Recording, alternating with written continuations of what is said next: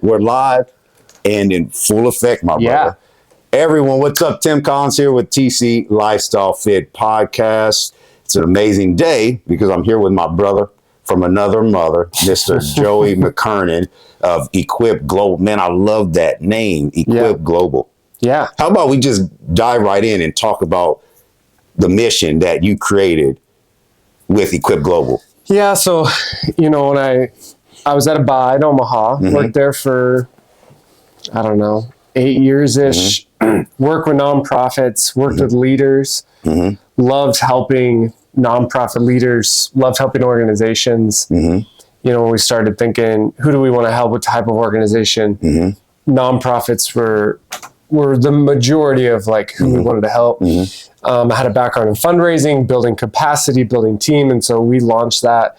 And now we get to work with and help hundreds of nonprofits every week. So we do a lot of fundraising support, helping them get resources, which is always a problem. A lot of them don't have a lot of resources. And then helping them grow their capacity, their organization, their teams. I just love helping leaders. And I don't know another, I love helping people who change the world. So it's like, I want to help anybody else. So talk about the transition, because you were a high-level executive at Abide, which is one of the largest nonprofit organizations in the country, correct? And you had significant level of responsibility there. Now, the transition from that position to being the CEO of your own organization, there had to be some order that went into that process, correct? Right. What did it look like? Yeah, building a business or company is not easy. So it's like, first we had to find our niche. Where do we fit in the market? That's not easy to find. It takes time, it takes experimenting, it takes trial and error. So going out on your own, with Abide, you have a team and you have people, all these people to do things for you or with you. And when you go out on your own, you're scraping, man. You're hustling, you're building, you're going to the post office, you're you're checking the mail, you're doing the finances, you're selling, you're coaching, you're doing everything. And so sounds familiar to me. It's it's a lot, but I love it. I love building.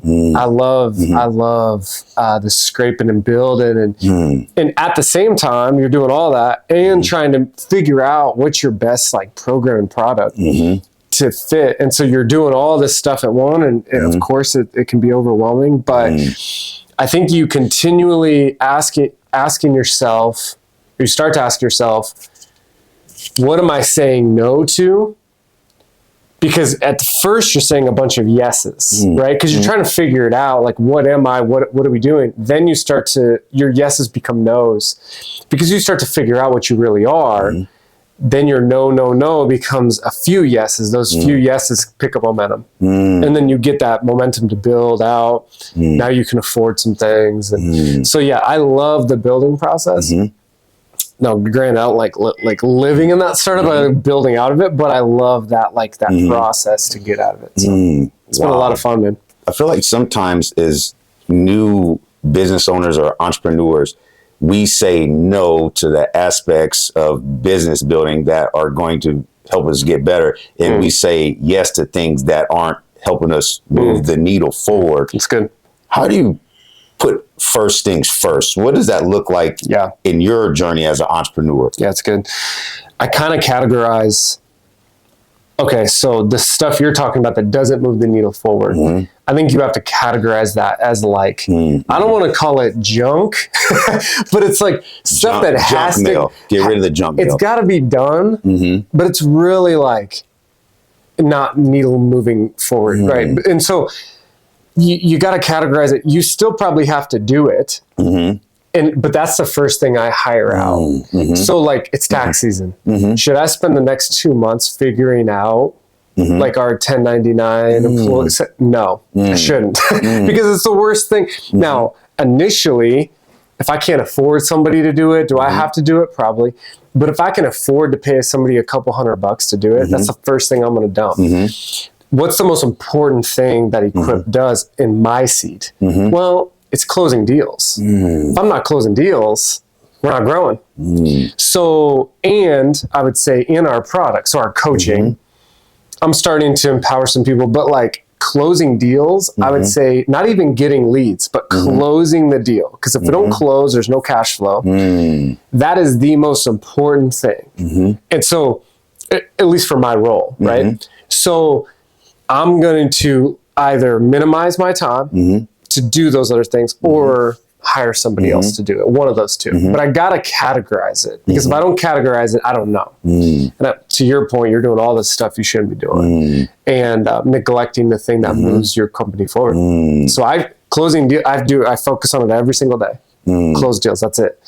And everything else becomes kind of revolving around that. And so I start to pay people or empower or hand off or stop doing it. One of the three. So, wow. I love how you talk about closing deals, sales. That's an important topic that we should all discuss. If you're a business owner, entrepreneur, sales is what keeps your business thriving and alive. And I remember when I was a trainer at 24 Hour Fitness, I was scared out of my mind when our fitness manager at the time told me my job involved selling to people. I thought I would just show up to the gym and people would be there waiting. Hey, TC, come train. Nope.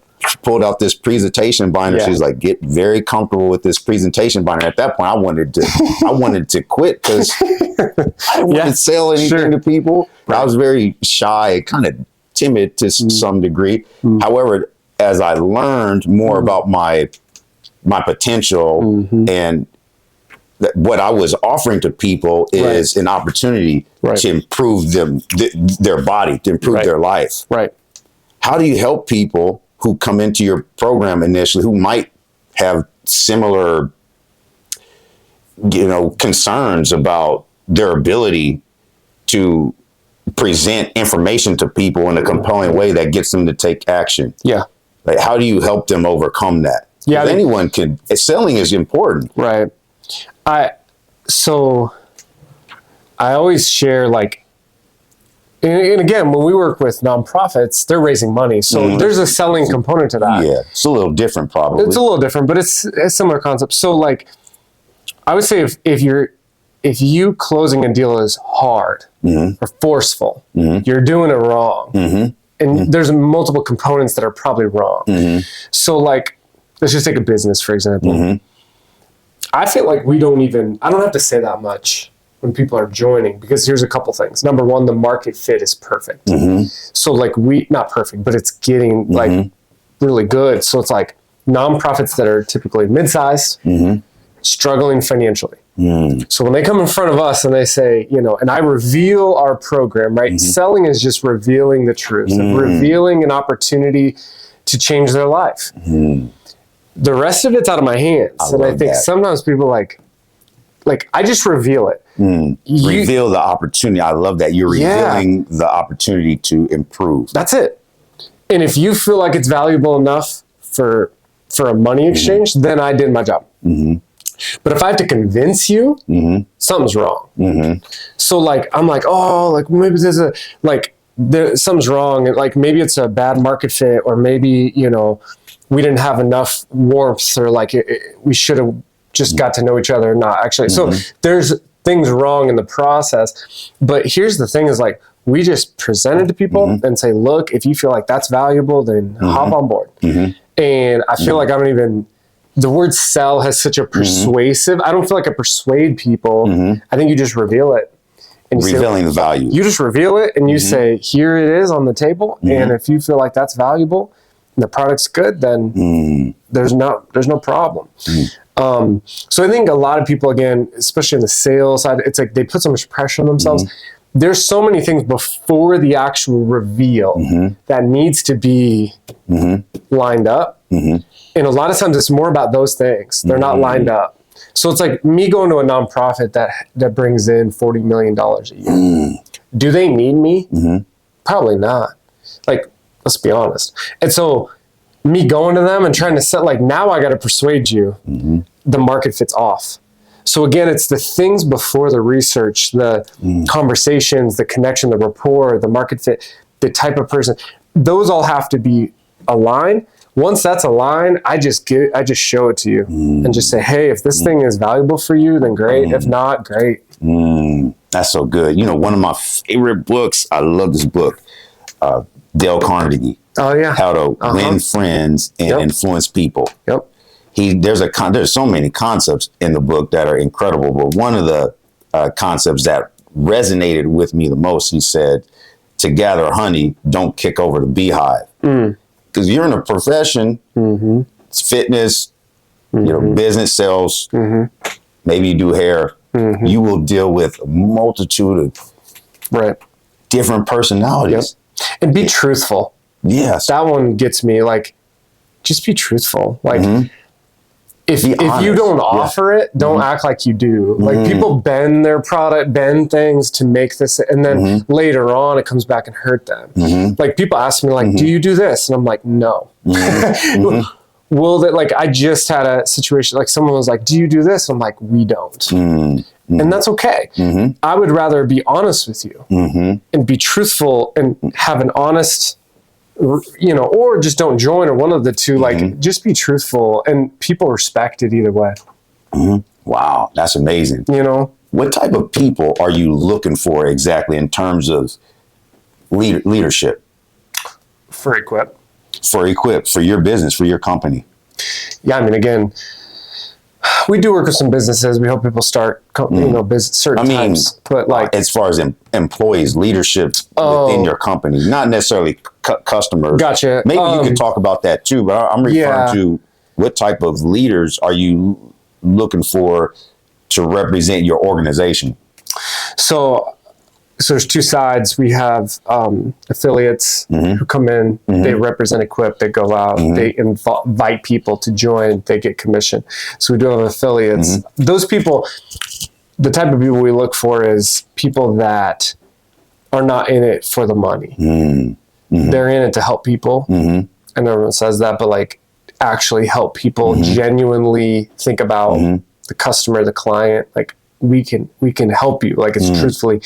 And then the coaches are fundraising back to coaches, and so they're high quality. They've raised a lot of money in their career.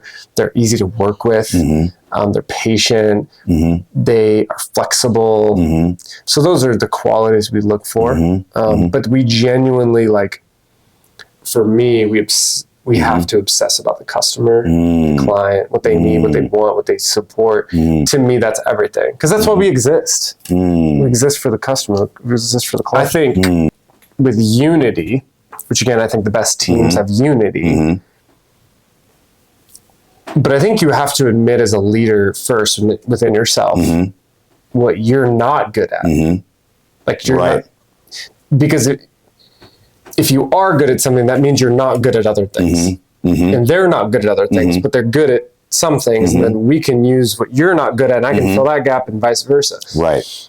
I think, again, it's like, what is a leader, or what is this team? Like, what are you? I think the health of a good leader can straight up tell their team, I'm just not good at this.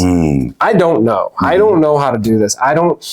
I am terrible at this. And if a leader can't say they're terrible at something, you're going to have a hard time with unity, because now they think they're good at everything. And it just doesn't work, because unity, Tim has strengths, I have strengths, we can fill those strengths together. But if we're admitting that we don't have any weaknesses, can there really be unity?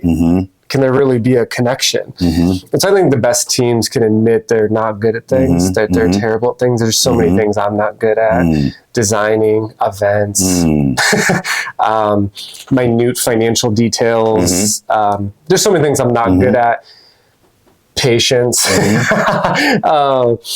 Sometimes I'm cold. I mean, that surprised me. You seem like one of the most patient men in the world, man. Too driven. Like, I mean, you are definitely.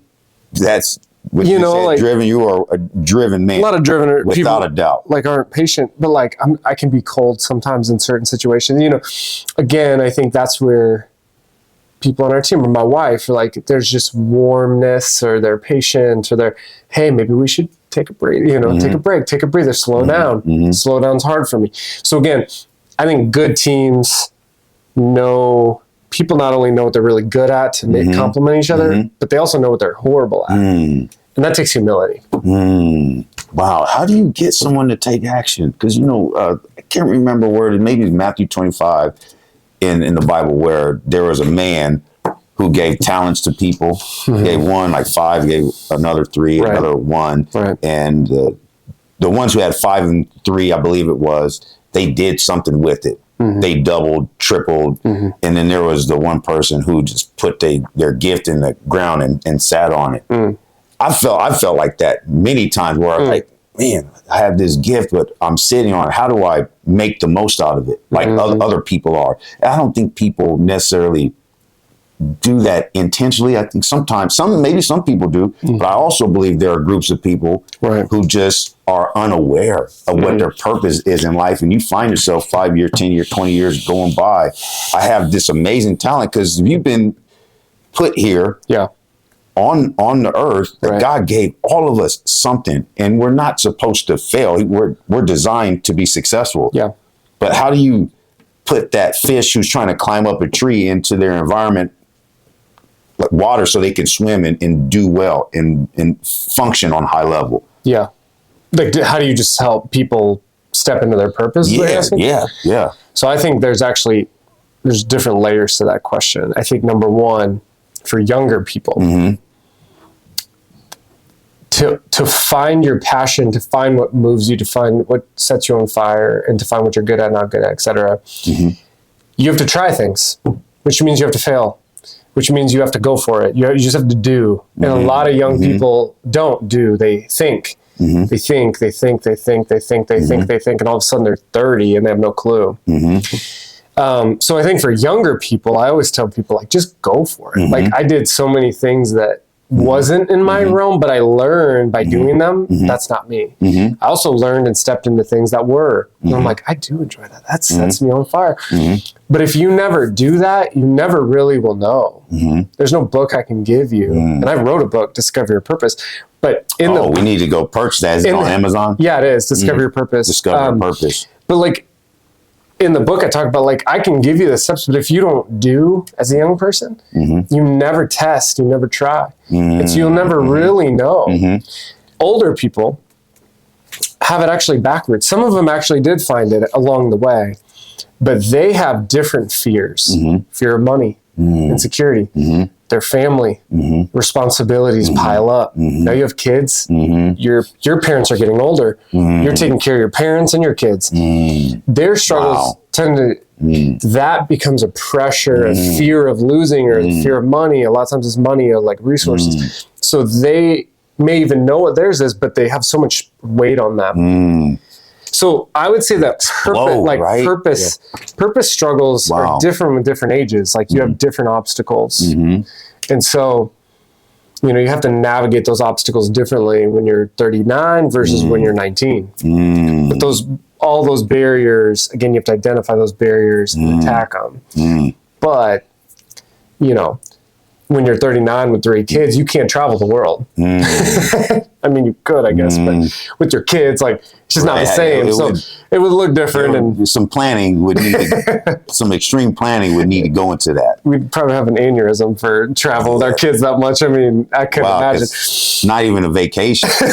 You're just traveling with your kids. I mean, which is a blessing still. It starts to mount pressure on people.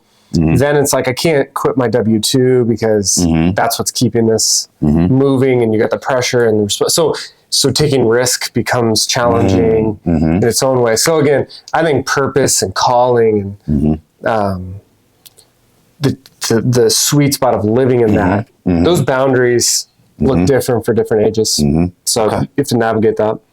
All right, let's transition the conversation into health. All right, look at those muscles. I learned it all from you. Well, we're learning from each other. Let's share some of your tips, words of wisdom. What are you doing with your nutrition and your individual workout routine to maintain your mental health and your physical health. What type of exercise program are you following?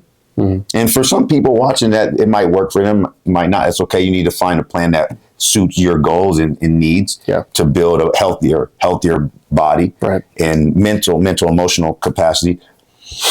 What are some foods you eat right now? Okay. What is your sleep and recovery routine look like? And what type of workouts are you doing?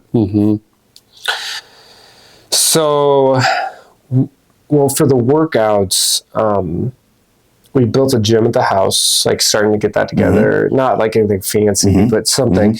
One of the things I realized was when the workouts were, so that's changed over my life. It used to be with no kids. It used to be in the morning and everyone's there at 5 a.m. and we're just getting it in. Now we have babies in the house, or baby. And congratulations. Thank you. You have a new baby on the way, right? No, we already have her. She's 16 months now and she's a blessing. Wow. But again, it's like my wife, I want to help my wife in the morning, breakfast, feeding her. My wife stays home, but she wants to go run. So she'll go run. I'll watch Kate. By the time she gets back, and then you switch roles, right, for a short time. Yeah, so it's 8:45. So the morning is kind of gone. So I got to go, go to work. Here's the thing: like we realized, again, I think people are like, "Oh no, you got to do it in the morning. You got to do this." So it's like not necessarily. Like life is life, and you got to morph around life. So we do in the evening. I work out in the evening. I do like a basic rotation. I hybrid cardio on the front end and the back end. And then I do arms, chest, legs, back. So just rotate. So you have a split routine. Very simple split routine. But I had cardio on the front end and the back end. So I'm doing like treadmill work, burpees, whatever. On the front end, that gets my blood flowing, get going. Go crazy, typically 4 sets of 12 on each one, 5 different workouts. Then I do cardio on the back end. Go hard on the cardio, finish strong. And then I just try to hybrid that because I just don't have the time to like do cardio over here and wait it. So we just kind of morph it together. I love what you said, morph it together. Yeah. I believe one of the primary reasons why people decide not to take action on their health, the ones who have a busy schedule like you, me, and others. There's so much to think about. Right. But how about we not put so much unnecessary thought into our fitness and nutritional practices and make that process simplified and easy for your schedule. All you need is resistance training. If you don't have weights at home, use your body, maybe use some bands. Do bands, Use bands. And with your nutrition, no one is perfect, not even myself. Right.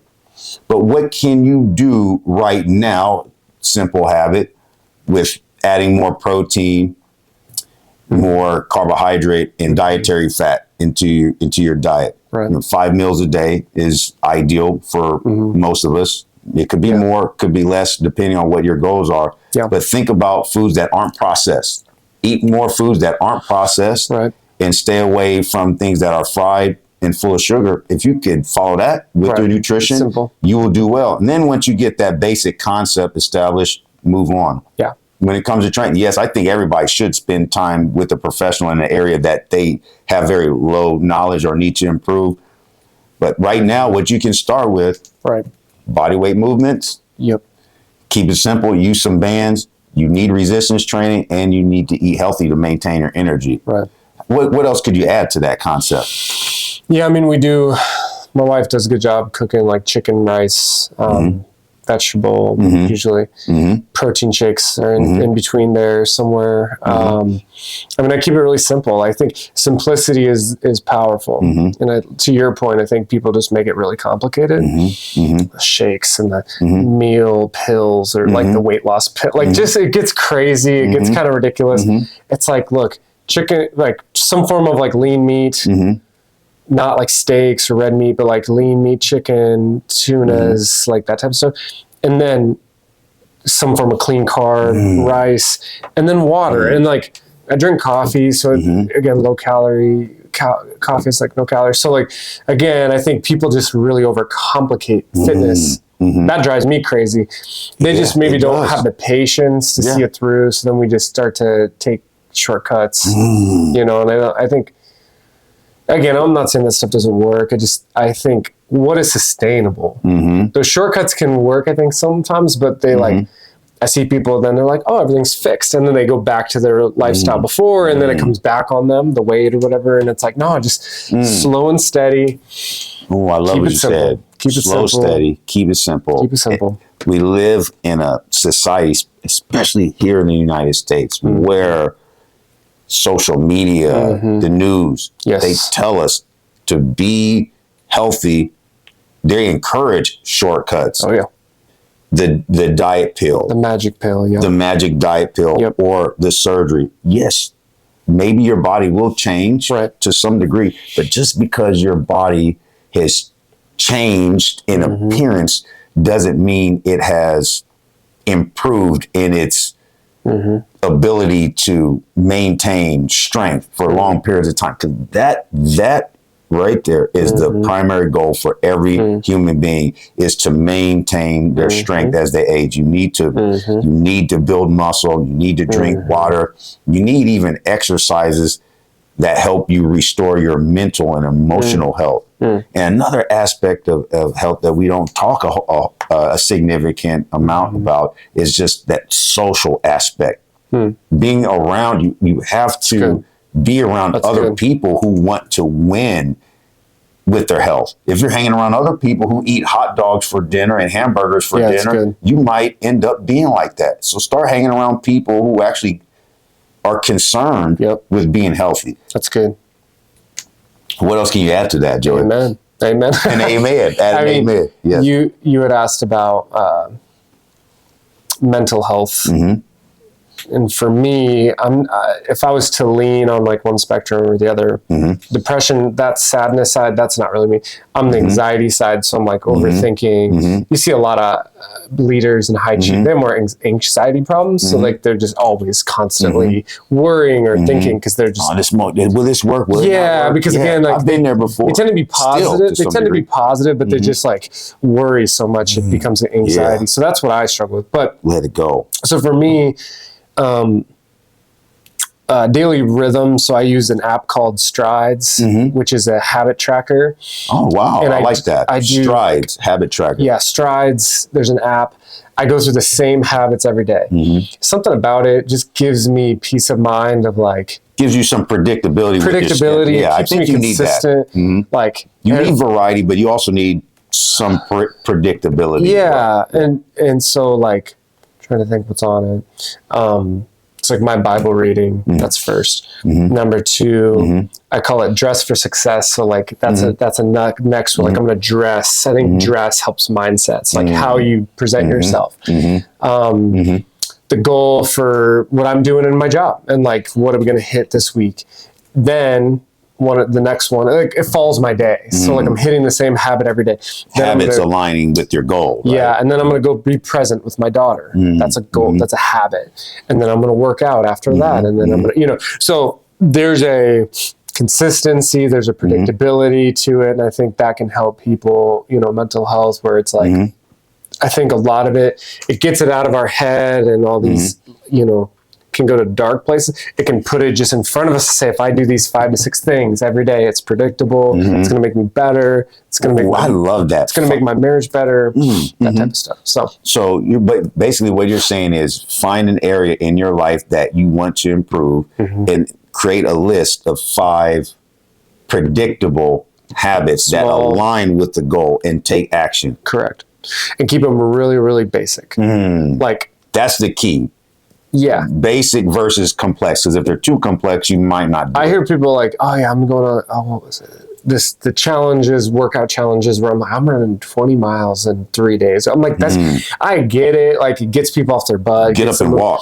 Start with that. Just do something. Like, and that's my goal. My goal is about 7:30 when my daughter goes down for bed. Like I'm just going to work out. I have my routine. I know like strategically what I'm going to do, but like it doesn't like no matter what, I'm just going to do something. That's it. Doesn't have to be crazy. Doesn't, like, sometimes it's like 100 push-ups or something. Or, I watch you work out, man. Look at that body. Yeah, Look at that body. it's just do something. And sometimes, you know, you catch yourself on the couch and I'm like, I'm so tired. Like, I don't, and then I'll just do something, and it keeps that rhythm. It keeps that consistency. So again, the habit should be almost painfully simple. Being present with my daughter, it's a simple thing. Sometimes harder said than done. So it's like, if I can just be present with her while she's playing and talk with her, and it, you know, that goes a long way, and it compounds, compounds and compounds. So again, I think we overcomplicate a lot of this stuff, but just make that rhythm. Amazing. This has been such an amazing conversation. So before we conclude this incredible podcast, one last question. Okay. What is life continuing to teach you every day?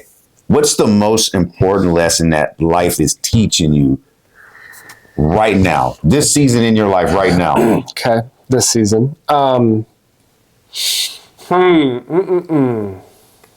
It's a good question. I got to think about for a second. I would say that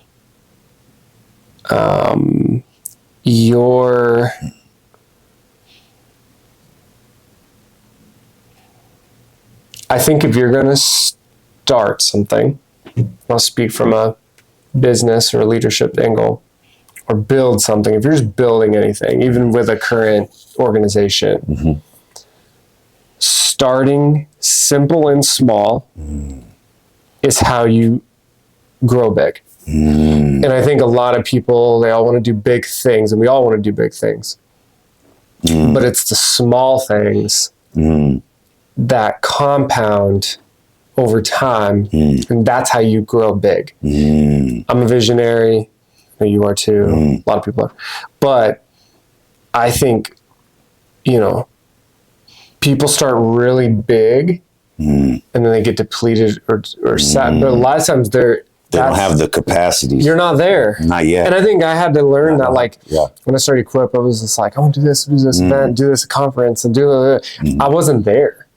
So we said, look, stop it all. We parking lot is what we call it. We move it onto a parking lot, which means we're not doing it, or at least for right now. We parking lot like 90% of what we did. And I had ideas and thoughts and different roles, blah, blah, blah. We parking lot it all. And we did one program. That was it. That one program grew and partnered with almost 100 organizations. Then we're still building that, and it's still growing, and it's still helping a bunch of people. But I can see now, okay, we're getting momentum. A couple of years down the line, we can pull some of those things off the parking lot. But until then, small and simple. I love that. One of my clients, John Heine, he has a real estate company. One of his core values for his business is think big, have small goals, but act now. Think like big, small goals, act now. I adopted that concept in multiple areas of my life. And if you can do that, you will be successful, because God didn't put us on this beautiful green earth for us to fail. I think sometimes we fail because we're misaligned with what we're supposed to be doing. And what's important is for us to connect with people who can help us get there. None of us have achieved anything significant on our own. So keep God first, stay connected, and stay connected with other people who can help you get from point A to point B in the next level beyond. Last thing I'll say is you think you'll grow through addition, but you actually grow through subtraction.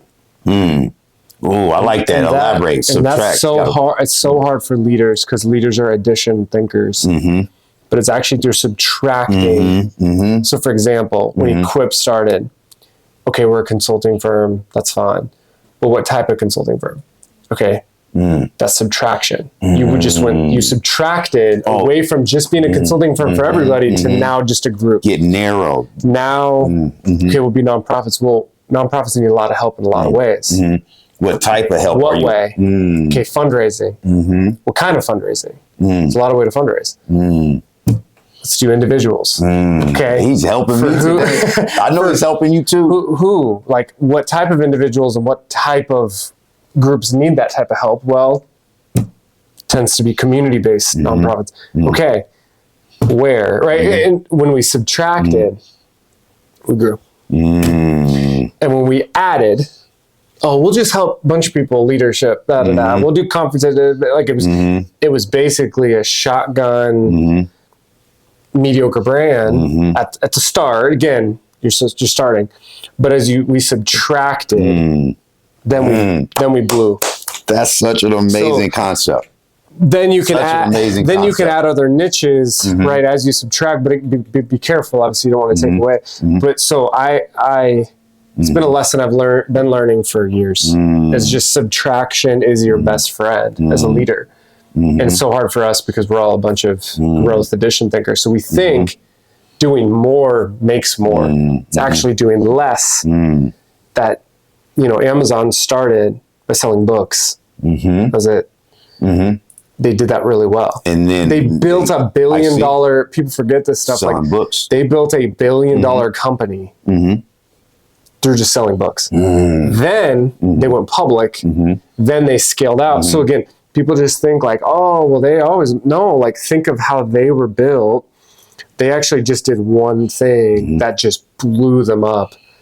So again, I think the best brands actually subtract. That's how they grow, not add a bunch.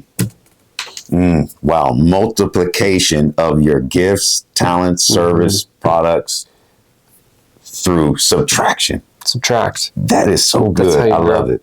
Well, let's pound it. You are the GOAT, the greatest of all time right here, Mr. Joey Mckernan. Before we close, we need to show them those beautiful muscles there. Looking good. It's like a third of what Tim has. I'm still working on it. It's like a third of that right there. I'm still working on it, Joey. Well, everyone, thank you so much for tuning in today. And Joey, you are a wealth of knowledge. You have always been a blessing to me. You connected about 2 years ago at Applied. And I've always just been inspired and enamored by the work you're doing for your family, the community, and other up and coming leaders. Yeah. So you're a blessing. So everyone, make sure you stay connected with him. Get his book. Can you tell us again? Discover Your Purpose. Discover Your Purpose. Where else can they find you on social media platforms? Facebook, Instagram, YouTube. What's your presence on? So mine is like Joey Mckernan 0 on Instagram. If you want to look up Equip, it's equipglobal.co. Equip Global on Instagram, Equip Global on Facebook. But yeah, anybody out there that is running a nonprofit or starting a business, we'd love to connect with you. Amazing. Make sure you like this video. Guys. I appreciate it, Joey. Yeah, thanks, buddy. Share this video. Subscribe to our TC Lifestyle Fit YouTube channel and get connected with Joey. He is doing amazing work in the community. And if you, like he said, if you are a nonprofit, you need some service, help growing your business, taking it to new heights, he's the man who can help you. In the meantime, flex those muscles, stay happy, healthy, and hungry for success. Yeah. We love you all. Peace out. Thanks, guys.